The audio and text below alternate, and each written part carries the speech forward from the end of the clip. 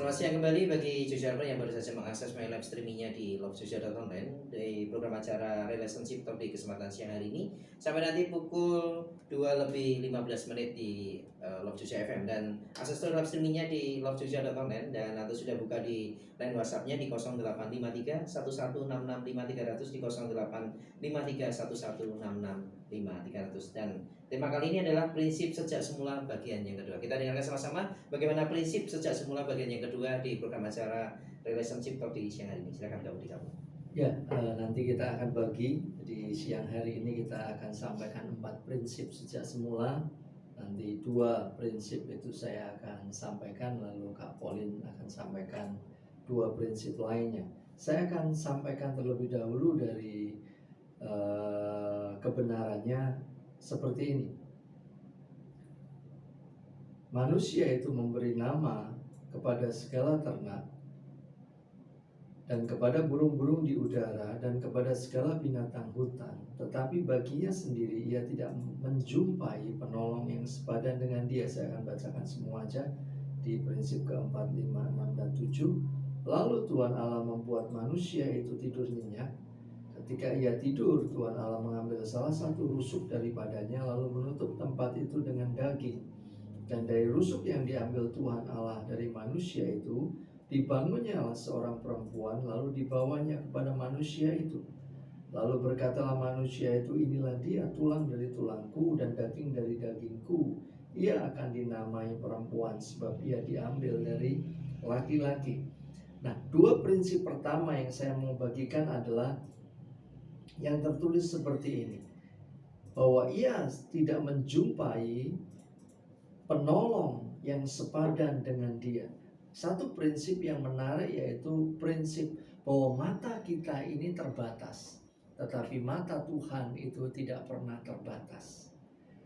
Buat teman-teman muda dimanapun engkau berada, engkau mesti mengerti, kita ini pribadi yang spesial. Lahir dari sebuah keluarga yang spesial, lahir dari perpaduan dari ayah ibu yang spesial, dengan karakter yang spesial. Nah, kita kok merindukan mau menikah gitu loh, ya kan? Kita pengen mendapatkan pasangan yang spesial.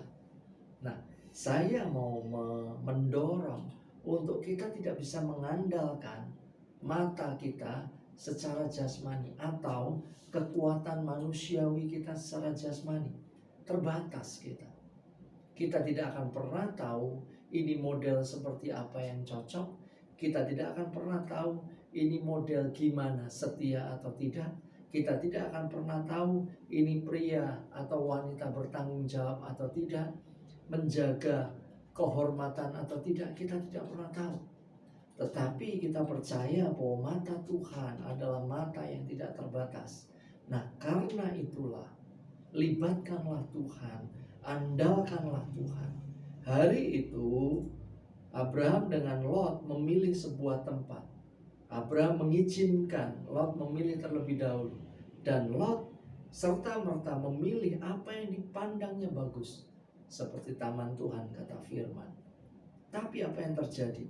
Justru pada waktu dia memilih itu, dia tinggal di tanah Sodom dan Gomora, akhirnya di lembah Zoar. Dan singkat cerita, hidupnya, keluarganya mengalami tekanan dengan orang-orang yang hidup begitu ngawur pada masa itu, ya kan? Jadi yang pertama adalah mari kita andalkan Tuhan. Matanya tidak pernah terbatas. Yang kedua adalah prinsip yang berikutnya adalah mari kita belajar untuk rileks dengan Tuhan, ya kan? Kebenarannya dikatakan seperti ini. Lalu Tuhan Allah membuat manusia itu tidur nyenyak, ya. Jadi kenapa kok saya katakan rileks aja toh bro, rileks aja toh sis? Karena dia punya waktu. Dia itu punya waktu dan tidak pernah terlambat dan tidak pernah terlalu cepat, ya. Santai aja, izinkan dia bekerja. Kenapa kok di kebenaran ini Adam suruh tidur? Kalau nggak tidur rewel banget Adam.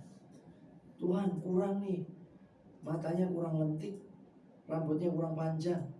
Tuhan, kurang nih, ini kok sedikit gemuk, kok seperti bass betot, bukan seperti gitar yang biasa. Terlalu banyak keinginan yang itu menghalangi kehendak Tuhan yang sempurna itu jadi di dalam hubungan itu. Sama, Tuhan itu ajari kita untuk ayo toh nyantai. Kita mungkin punya keinginan, punya kriteria. Lo sebutkan aja kriteria kita, tapi tambahkan di belakang, bukan kehendakku yang mesti jadi, tapi biar kehendak Tuhan saja yang jadi. Itu dua prinsip yang biarlah itu memperlengkapi kita di saat hari-hari ini kita berdoa untuk pasangan hidup. Halo semuanya, sebelum setiap saudara melanjutkan program ini, saya mengajak untuk setiap saudara bisa memberikan like, memberikan komen, bahkan memberikan subscribe saudara di YouTube channel Budi Abdi Patra. Dan jikalau saudara diberkati, saya mengajak untuk setiap saudara bisa membagikan link ini kepada keluarga, kepada sahabat, kepada teman-teman setiap saudara, sehingga setiap mereka mengalami keajaiban, mengalami terobosan yang Tuhan sudah sediakan buat setiap mereka. Tuhan Yesus memberkati. Untuk prinsip yang keenam, bagaimana kita bisa menghormati pasangan kita. Kemarin malam ada di acara Harmoni Keluarga disampaikan oleh Bapak Gembala kami secara lengkap tentang bagaimana menghormati pasangan, khususnya untuk suami istri. Nah, kalau di dalam membangun hubungan, bagaimana kita bisa menghormati pasangan, saya akan menggarisbawahi di dalam area kekudusan. Karena bagaimanapun juga ketika kita menghormati pasangan, kita itu menghormati kekudusannya.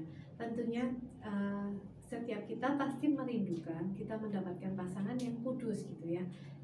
Suatu ketika saya menyampaikan kepada anak saya, kamu kira-kira kalau mau punya pacar, punya calon lah ya, apakah kamu mau untuk kamu tuh dapat mantannya si A atau si B yang kamu sudah kenal atau teman kamu? Terus dia berkata, oh nggak mau. Ya kalau begitu janganlah jadi mantannya orang lain gitu loh. Ya, artinya saya sedang menanamkan kepada anak saya bahwa sebetulnya membangun hubungan itu bukan coba-coba, tetapi sebaiknya kamu berdoa dulu, dapat dari Tuhan, yakin bahwa itu adalah pasangan yang daripada Tuhan, lalu kamu membangun hubungan itu dibangun, bukan dicoba-coba bangun ya. Kalau kita bangun rumah kan nggak ada coba-coba bangun temboknya, coba bangun atapnya, nggak bisa, terus nggak cocok rontokin gitu ya, nggak bisa. Namanya kita mau membangun bahtera atau rumah tangga bukan gubuk tangga kan. Nah, kita membangun rumah tangga artinya direncanakan, dipikirkan, masak-masak, baru kita membangun. Nah, di dalam membangun rumah tangga perlu membangun komunikasi, membangun rasa hormat satu dengan yang lain, membangun saling mengasihi satu dengan yang lain. Tentu semua itu perlu dibangun ya. Itu kunci ketika kita mau membangun rumah tangga, kita membangun hubungan. Jadi kita menghormati pasangan dengan menjaga kekudusannya ya. Nah, saya menyela sebentar. Ini urusan kekudusannya, urusan yang menarik sebenarnya. Kenapa sih, ya kan? Kak Pauline menekankan sebuah prinsip bahwa kita ini mesti menjaga kekudusan pada waktu kita membangun hubungan. Dampaknya apa sih kalau kita nggak jaga kekudusan di kedepannya? Kalau andaikan dia akhirnya menikah, gitu. Silakan. Ya. Dampaknya biasanya ya, saya melayani beberapa pasang yang mau memasuki pernikahan. Ketika mereka tidak menghormati pasangannya ketika belum menikah, itu yang terjadi adalah sebelum bahkan setelah pernikahan itu terjadi konflik yang terus-menerus dan tidak berujung, tidak berpangkal gitu ya. Jadi belum lama ini saya melayani sepasang kekasih yang akan memasuki pernikahan gitu ya. Salah satu pertanyaan yang saya tanyakan adalah dalam membangun hubungan seberapa sering kamu putus nyambung. Kemudian dia menjawab, lumayan sering putus nyambung gitu ya. Terus saya langsung di dalam hati saya mengatakan bahwa ini pasti sudah kebablasan di dalam hal menjaga kekudusannya. Dan ketika saya konfirmasi dan benar, biasanya benar. Orang-orang yang berpacaran putus nyambung itu biasanya udah melewati batas fisik dari sebuah hubungan yang kita sebut pacaran ya. Nah, karena kalau hubungan fisik itu adalah sebetulnya lebih ditujukan kepada suami istri, di mana kalau firman Tuhan katakan diberkati dahulu kemudian baru beranak cucu ya. Prinsip yang ketujuh saya lanjutkan ya, adalah surprise gitu ya. Kadang-kala kita itu berpikir pasangan kita tuh harus yang seperti ini, seperti itu, kita punya standar sendiri gitu loh. Kita maunya ini dan itu. Tetapi ternyata prinsip yang ketujuh dalam kita memilih pasangan hidup adalah letakkan setiap standar kita itu di dalam tangan Tuhan. Nah, artinya apa? Seringkali atau kadangkala Tuhan tuh berikan seseorang yang kita sama sekali sebetulnya tidak suka atau tidak menjadi tokoh idola kita gitu ya. Kalau saya kebetulan waktu saya mendapatkan Kak Budi sebagai pasangan hidup, ketika saya mendengar Tuhan berbicara bahwa Kak Budi adalah calon saya, Tuhan tuh sudah langsung dengan redaksi di belakangnya, jangan ditolak dulu gitu ya. Dan tiba-tiba Tuhan tuh ingatkan, waktu kecil saya itu punya standar tuh begini, saya kepingin ya kalau punya cowok, istilahnya punya pacar itu nggak gendut, berkacamata. Karena buat saya itu kalau cowok berkacamata itu pinter orangnya. Nah terus yang berikutnya adalah dari satu suku dengan saya, tetapi nggak putih gitu ya, jadi masih Asian style lah gitu.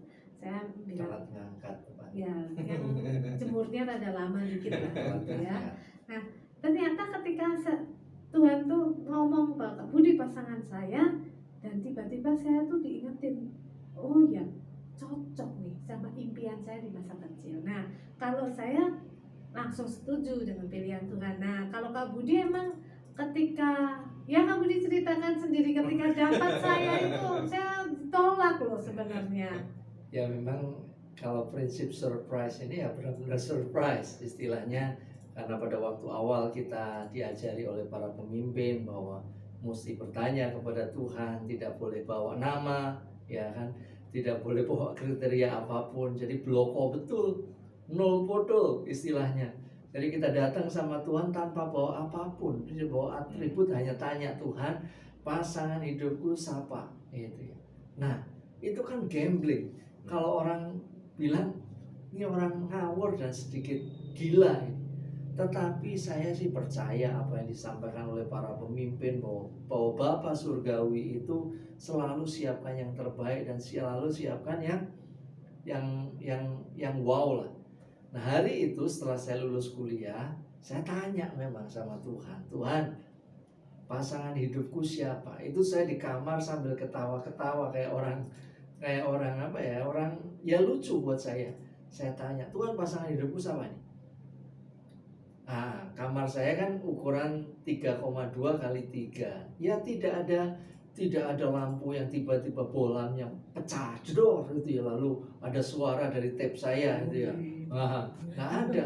Saya tunggu-tunggu nggak muncul soalnya. Nah singkat cerita, saya tetap melakukan aktivitas saya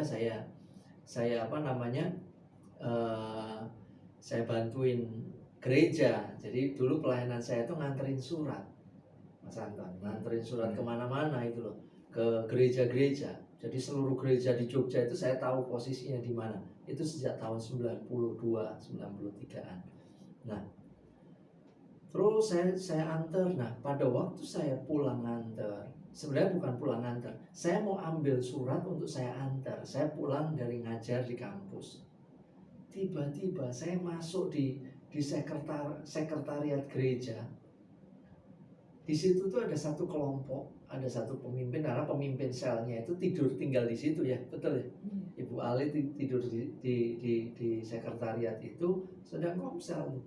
Nah tiba-tiba Tuhan tunjuk satu orang.